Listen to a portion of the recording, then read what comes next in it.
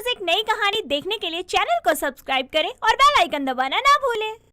मिष्टी का ससुराल में पहला दिन होता है और वो सुबह सुबह रसोई में जाती है तो देखती है एक बड़े से कटोरे में ढेर सारे चाशनी में पूरी तरह से डूबा रसगुल्ले रखे होते हैं।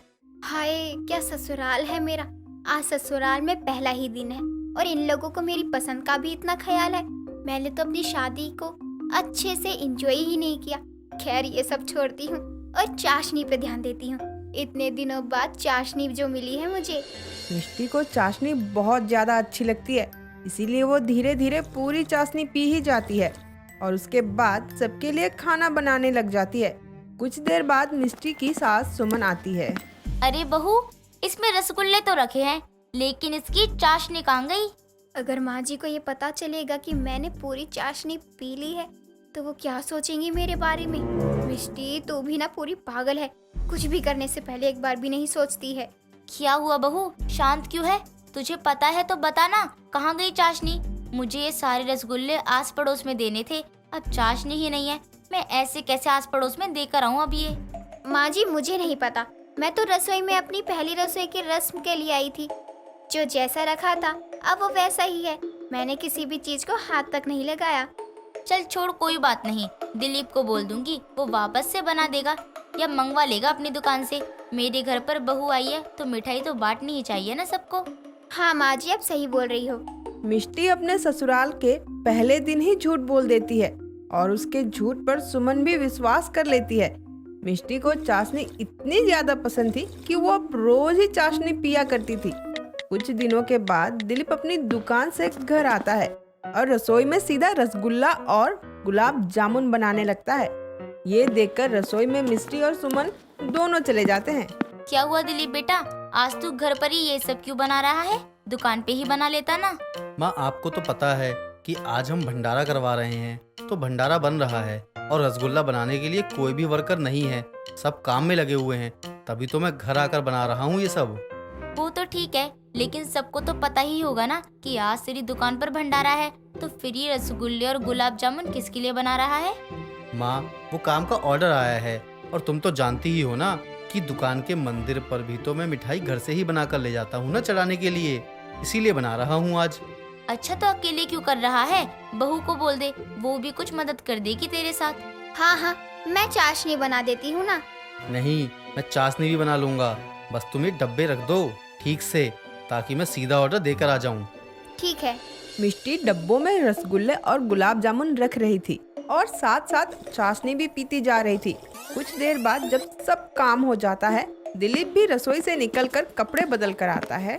मिष्टी, सब डब्बों में रसगुल्ले और गुलाब जामुन रख दिए हैं ना तुमने? हाँ, रख दिए हैं। और चाशनी वो भी रख दी है ना तुमने? हाँ, थोड़ी थोड़ी रख तो दी है, लेकिन कम पड़ गई, इसलिए जितनी हुई उतनी ही रख दी। कम कैसे पड़ गई? मैंने तो ज्यादा बनाई थी ना, कम पड़ ही नहीं सकती है। फिर कैसे कम पड़ गई वो? अब मुझे क्या पता कैसे कम पड़ गई। आप बोल रहे हो ऐसे जैसे मैंने ही पूरी चाशनी पी ली हो। अरे तुम गुस्सा क्यों कर रही हो?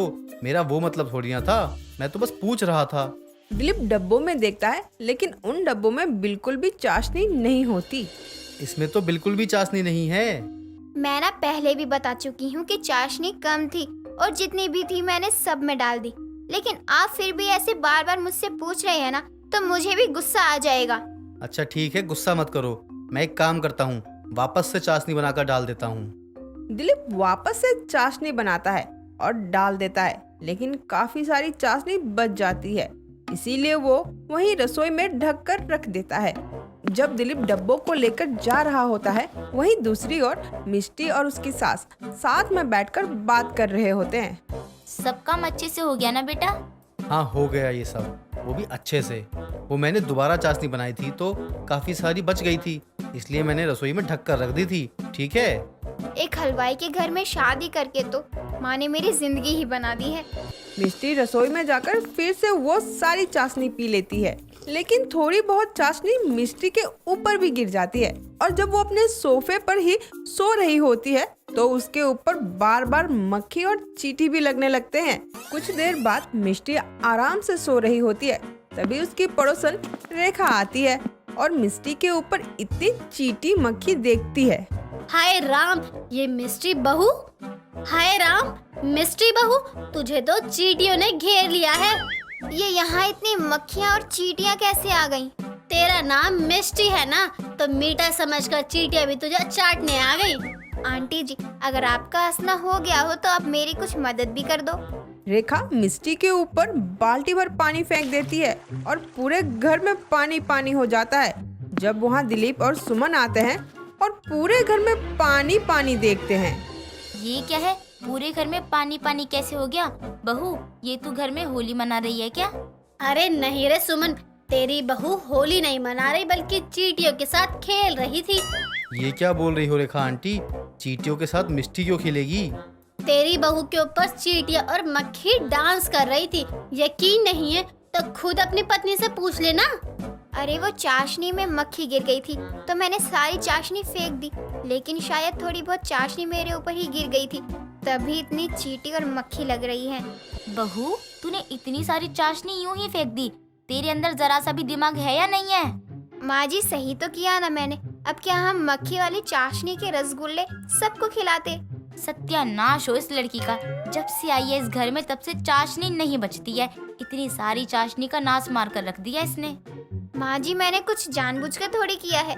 मक्खी चली गई थी उसमें, तभी तो फेंका है ना। मिष्टी अब हर किसी को झूठ बोलकर चाशनी पिया करती थी। एक दिन मिष्टी चाशनी पी रही होती है कि तभी उसकी सास देख लेती है। इसका मतलब मैं सही थी। यही है जो चाशनी पी जाती है और बाद में झूठ बोलती रहती है। इसको तो मैं अभी सबक सिखाती हूँ। सुमन मिष्टी के पास जा ही रही होती है कि तभी मिष्टी चक्कर खा के गिर जाती है। मिष्टी को दिलीप और सुमन फटाफट से हॉस्पिटल लेकर जाते हैं। डॉक्टर मिष्टी का चेकअप करते हैं तो पता चलता है कि मिष्टी को शुगर हो गया है। ज़्यादा मीठा खाने से आपका शुगर लेवल अब कंट्रोल में नहीं है। अब आपको मीठा खाना बिल्कुल बंद करना होगा, वरना ये आपके लिए अच्छा नहीं है। 2 दिन बाद मिष्टी को हॉस्पिटल से घर लेकर आते हैं। मिष्टी अपने कमरे में आराम कर रही होती है, तभी वहाँ दिलीप एक कटोरे में गुलाब जामुन और सुमन एक कटोरे में रसगुल्ले लेकर आती है। दिलीप बेटा, चाशनी थोड़ी कम लग रही है ना? एक काम कर, रसोई में और चाशनी है ना, जाकर वो ले आ। माँ जी, आप मेरे सामने ये चाशनी की बातें क्यों कर रही हो? आपको पता है ना मुझे शुगर हो रखा है। आप मीठे की बात करोगी तो मुझे भी मीठा खाने का मन करेगा। अरे तुम मीठा खाना तो दूर, सोचो भी मत। जहर है मीठा, जहर। और वैसे भी तुम तो मीठा खाती भी नहीं हो, तब भी तुम्हें शुगर हो गई। हाँ, सारा मीठा तो चींटी ही खाती है ना। उस दिन जब बहू को चक्कर आया तब भी बहू थोड़ी चाशनी पी रही थी। माँ जी, वो बहू अब कुछ मत बोल। अब तू हमें चाशनी में डूबे हुए रसगुल्ले और गुलाब जामुन खाते हुए देख। मिष्टी को शुगर हो गया था और अब वो चाशनी को बस दूर से देख पाती थी। दोस्तों, अगर आपको ये कहानी पसंद आई तो इसे लाइक करें, शेयर करें और कमेंट करके बताएं कि कहानी में आपको सबसे अच्छा क्या लगा।